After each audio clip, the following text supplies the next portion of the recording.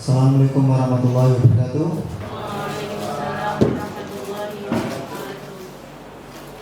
Telah tiba kita di hari yang ditunggu-tunggu. Hari terakhir kita pakai baju putih-putih hitam, sungguh mengharukan. Hari ini adalah hari dimana kita akan menyampaikan sebuah materi.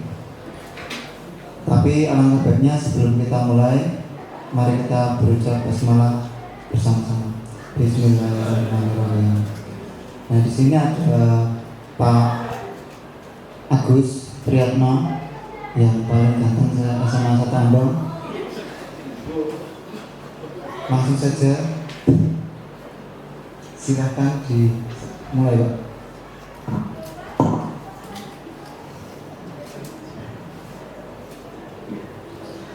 Bismillahirrahmanirrahim. Assalamualaikum warahmatullahi wabarakatuh. Alhamdulillah, nahmaduhu wa nasta'inuhu wa nastaghfiruh wa na'udzu billahi min shururi anfusina wa min sayyiati a'malina. May yahdihillahu fala mudilla lahu wa may yudlil fala hadiya lahu. Asyhadu an la ilaha illallah wa asyhadu anna Muhammadan abduhu wa rasuluh. Allahumma shalli wa sallim wa barik ala sayyidina Muhammad wa ala sayyidina Muhammad amma ba'd. Yang kami hormati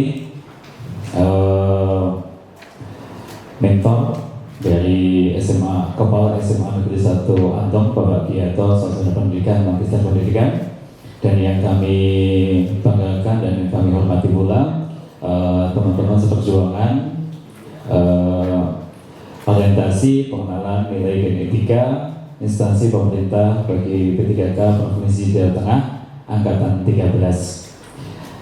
Bapak Ibu yang kami hormati, di sini izinkan kami untuk bisa menyampaikan RHK dari kami yang sudah kami susun dan insya Allah kami paparkan. Mohon izin saya paparkan dan nanti mohon bisa diberikan masukan dan tanggapan dari Bapak Ibu sekalian.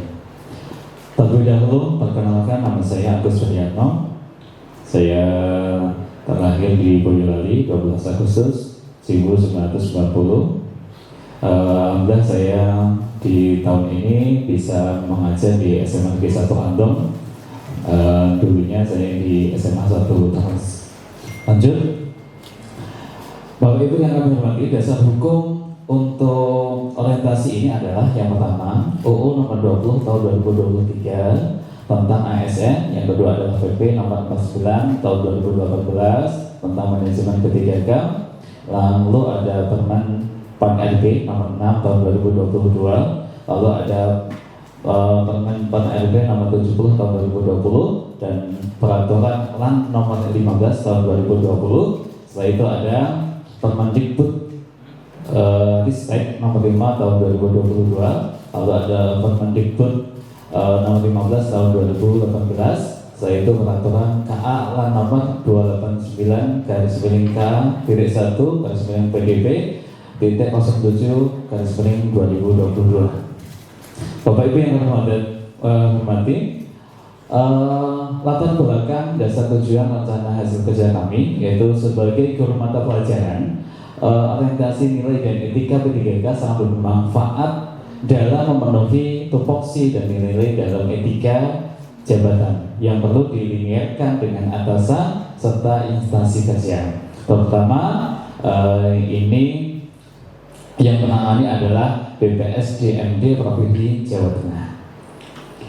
Bapak Ibu yang hormati, inilah profil sekolah kami. Yang pertama adalah MPSN 20308618, status negeri bentuk pendidikan SMA. Lalu akreditasinya alhamdulillah SMA Negeri 1 Andong mendapatkan A dengan hampir nilainya sempurna. Statusnya adalah guru penggerak, alamannya Jalan Karmedi, Solo 30 KM. Visi dan misi SMA Negeri 1 Andong Bapak Ibu, yang pertama adalah terwujudnya peserta didik berprestasi dan berkarakter profil pelajar Pancasila. Lalu misinya adalah yang pertama adalah mengidentifikasi pengembangan dan memfasilitasi mencapai prestasi minat dan bakat peserta didik bidang akademik maupun non akademik melalui kegiatan komunitas belajar hebat. Yang kedua, membangun kebiasaan tertib beribadah, kajian keagamaan rutin dan perilaku akhlakul karimah, dan menerapkan 5S pada peserta didik. Dan yang ketiga adalah membekali peserta didik dengan pengalaman lintas budaya, baik nasional maupun internasional, dengan tetap berpijak pada jati diri budaya bangsa sendiri. Dan yang keempat adalah mengembangkan rasa kepedulian, nasionalisme, patriotisme, dan bangga atas budaya lokal melalui aktivitas sosial, lingkungan, kebudayaan, dan kontekstual. Yang selanjutnya adalah mengembangkan dan menerapkan pembelajaran berbasis HOTS dan membangun 5 kemampuan literasi dasar dengan berlandaskan prinsip kejujuran dan kemandirian, berkreasi dengan memperhatikan bakat dan minat peserta didik. Dan yang selanjutnya adalah membimbing peserta didik menghasilkan suatu hasil karya ilmiah yang orisinal sebagai hasil eksplorasi yang dapat dipertanggungjawabkan dan tepat guna. Dan yang terakhir adalah memfasilitasi terlampauinya capaian kompetisi minimal oleh peserta didik melalui matrikulasi, pemantauan perkembangan belajar, identifikasi permasalahan belajar, perbaikan, pendampingan, pengembangan kemandirian belajar, dan kerjasama dengan orang tua. Itu misi dari SMA Negeri 1 Andong. Insya Allah misi ini nanti yang akan kita tarik di dalam RHK kami, nanti yang menjadi tarikan kita terutama adalah kami di mata pelajaran agama. Nanti ada pembiasaan di situ, juga nanti ada membangun kebiasaan tertib beribadah dan seterusnya. Bapak Ibu, RHK yang pertama kami adalah ini: tersusunnya kurikulum operasional satuan pendidikan KOSP sebagai acuan dalam peningkatan pembelajaran. Sehingga poin, mohon maaf, memang kolom-kolom ini tidak kami sampaikan. Ini adalah kegiatan dan tahapannya. Yang pertama adalah menyusun draft. Yang kedua, melakukan konsultasi dengan kepala sekolah, melakukan koordinasi dengan rekan sejawat atau MKPS. Yang keempat adalah finalisasi. Lalu akan mengarah ke output kegiatan. Yang pertama adalah tersusunnya draft modul ajar. Yang kedua adalah konsultasi dengan kepala sekolah. Yang ketiga koordinasi MKPS, dan yang keempat finalisasi. Nah, dari semua itu, alhamdulillah di sini ada terkait tersusunnya draft modul ajar. Itu nilai berakhlaknya muncul adalah kompeten. Yang kedua adalah konsultasi dengan KS. Nilai berakhlaknya adalah harmonis. Dan yang ketiga adalah koordinasi MKPS, nilai yang berakhlaknya adalah kolaborasi, dan finalisasi adalah loyal. Nanti yang akan tujuannya adalah tersusunnya finalisasi modul ajar. Yang kedua, Bapak Ibu, rencana hasil kerja yang kedua adalah terlaksana pembelajaran melalui perencanaan dan perangkat penilaian atau asesmen yang mengacu pada kurikulum operasional satuan pendidikan KOSP. Yang mana kegiatan dan tahapannya adalah: yang pertama membuat draft visi dan butir soal, yang kedua berkoordinasi dengan rekan sejawat MKPS, dan yang ketiga adalah menyempurnakan visi dan butir soal. Yang mana di sini nanti akan muncul output kegiatan tersusun draft visi soal, yang nanti muncullah nilai berakhlaknya adalah kompeten, dan yang kedua adalah koordinasi MKPS, yang akan muncul nanti nilai berakhlaknya adalah kolaborasi, dan yang ketiga adalah tersusunnya kisi-kisi dan butir soal, yang nanti nilai berakhlaknya adalah berorientasi pelayanan dan akuntabel, yang nanti tujuannya muncul lagi adalah tersusunnya kisi-kisi dan butir soal. Yang ketiga, Bapak Ibu, RHK yang ketiga adalah meningkatkan kompetisi melalui peran sebagai peserta pelatihan mandiri sesuai model kompetensi guru, kepala sekolah, dan atau pengawas sekolah. Yang mana kegiatan dan bentuk tahapannya adalah konsultasi dan atasan, yang kedua diskusi dan guru sejawat, yang ketiga melaksanakan pelatihan mandiri di PMM sesuai dengan kompetensi, dan yang keempat adalah mempraktikkan aksi nyata. Yang mana outputnya adalah konsultasi dengan KS, itu nilai berakhlaknya adalah harmonis. Yang kedua adalah koordinasi dengan rekan sejawat, yang nilai berakhlaknya adalah kolaborasi. Yang ketiga adalah melaksanakan pelatihan PMM yang nanti nilai berakhlaknya adalah kompeten, dan yang keempat adalah praktek asli nyata yang mana itu pun juga nanti nilai berakhlaknya adalah kompeten. Sehingga nanti di situ output yang akan terjadi adalah terlaksananya program pengembangan diri yang mana akan mendapatkan sertifikat PMM. Yang keempat, Bapak Ibu, meningkatkan praktek aktivitas kognitif yang berfokus pada aktivitas interaktif, yang mana output dan yang mana tahapan atau kegiatan itu adalah konsultasi dengan atasan, yang kedua melaksanakan observasi pembelajaran, yang ketiga adalah melakukan refleksi, dan yang keempat rencana tindak lanjut. Yang mana di situ outputnya sama juga, konsultasi dengan KS, nilai berakhlaknya adalah harmonis, yang kedua adalah pelaksanaan observasi, nilai berakhlaknya adalah kompeten, yang ketiga adalah melakukan refleksi, yang nilai berakhlaknya adalah berorientasi pelayanan, dan yang keempat adalah pelaksanaan hasil observasi yang nilai berakhlaknya adalah adaptif. Di situ maka nanti akan muncul terlaksananya praktek aktivitas kognitif satu laporan hasil observasi. Dan yang terakhir, Bapak Ibu, RHK yang terakhir adalah meningkatkan kinerja satuan pendidikan melalui pelaksanaan tugas tambahan sebagai pembina ekstrakurikuler dan pembiasaan kegiatan keagamaan.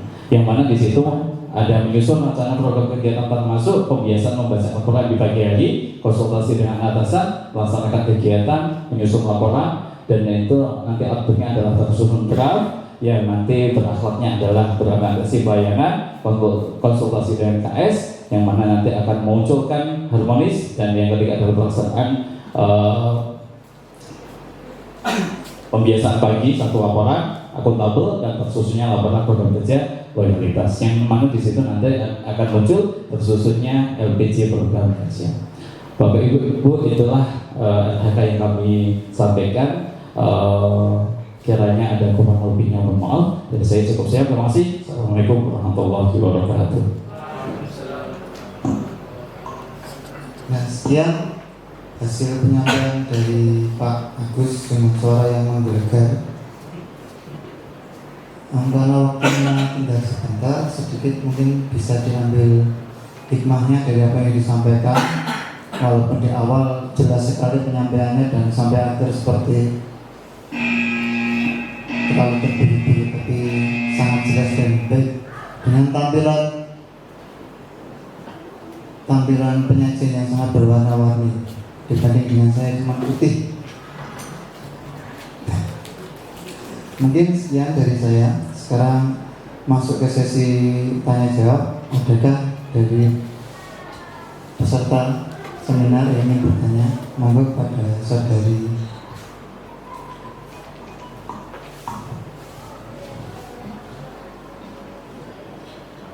Terima kasih atas waktunya. Saya Dwi Widayati. Saya izin bertanya dari RHK yang nomor 5 nih Pak, terkait tentang tugas tambahan, yaitu tentang pembiasaan. Bagaimana teknis pembiasaan yang dilakukan di SMA Negeri 1 Andong, dan apakah ada tugas tambahan yang lain? Cukup dari saya. Monggo bisa dijawab. Oke, langsung saja.